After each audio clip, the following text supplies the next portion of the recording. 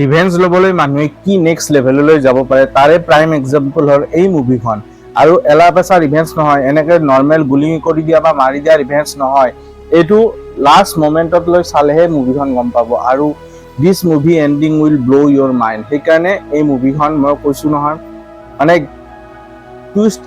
টুইষ্টৰ ওপৰত টুইষ্ট, আৰু এনেকুৱা ধৰণৰ ইণ্টাৰেষ্টিং ভিডিঅ' অকল আমাৰ তাতেই পাব, আমাৰ চেনেলতে পাব। গতিকে চেনেলটো এতিয়ালৈ ছাবস্ক্ৰাইব কৰা নাই যদি এতিয়াই কৰি লওক, লাইক কৰি দিব, ভিডিঅ'টো শেষলৈ চাব।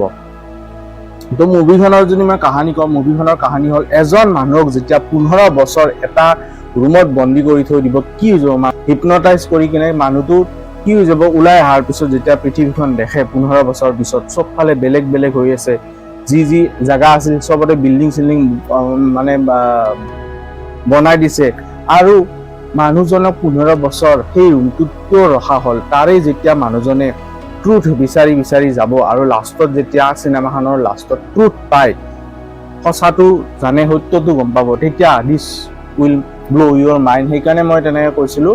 আৰু এই মুভিখন this movie is all about revenge. আৰু ৰিভেঞ্জ এলা পেচা ৰিভেঞ্জ নহয়, গুলি কৰি মাৰা নহয়, এনেকৈ মানে ইনষ্টেণ্ট মদ দিয়া নহয়, মানে ইনষ্টেণ্ট ৰিভেঞ্জ নহয়। মুভিখনৰ ৰিভেঞ্জৰ যদি কিবা বেৰিয়াৰ থাকিলে হয়, সকলো বেৰিয়াৰ এই মুভিখনে পাৰ কৰি দিছে।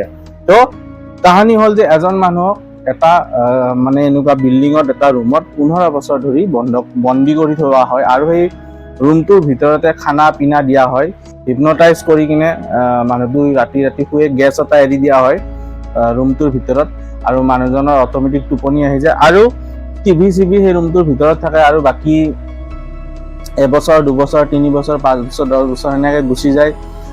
প্ৰাইম মিনিষ্টাৰ বদলি যায়, টিভিত দেখে, ডাঙৰ ডাঙৰ চেলিব্ৰিটি মৰি যায়, তো মানুহজনে দেখি থাকে, আৰু মানুহজনৰ বহুত বছৰ পিছত ইউজ টু হৈ যায় সেই ৰুমটোত থাকোঁতে, আৰু মানুহজনে সেই ৰুমটোৰ ভিতৰতে মাৰ্চিয়েল আৰ্টছ এইবিলাক প্ৰেক্টিচ কৰি লয়, বডি চডি অলপ বনাই লয়। মানুহজনৰ নাম হ'ল ডেচু। তো আমাৰ যি ডেচু বুলি কেৰেক্টাৰটো গোটেইখিনি শিকিলোঁ, আৰু 15 বছৰৰ শেষত সেই মানুহজনক ফাইনেলি সেই চেলটোৰ পৰা, সেই ৰুমটোৰ পৰা ওলাই দিয়া হয়, মানে মুকলি কৰি দিয়া হয় পৃথিৱীত ঘূৰিবলৈ। আৰু সেই মানুহটো যেতিয়া ওলাই যায়, তাৰপিছত মানুহটোৱে ভাবে যে মোক কিয় এই 15 বছৰ এই ৰুমটোত বন্দী কৰি থলে।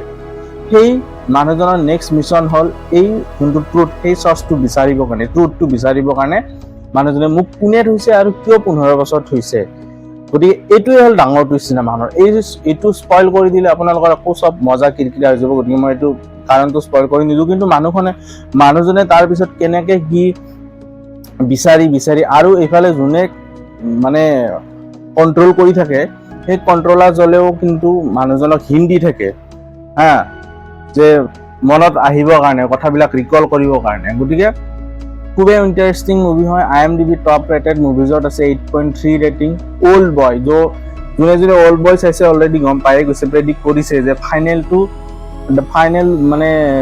Final moments will ট্ৰমেটাইজ U.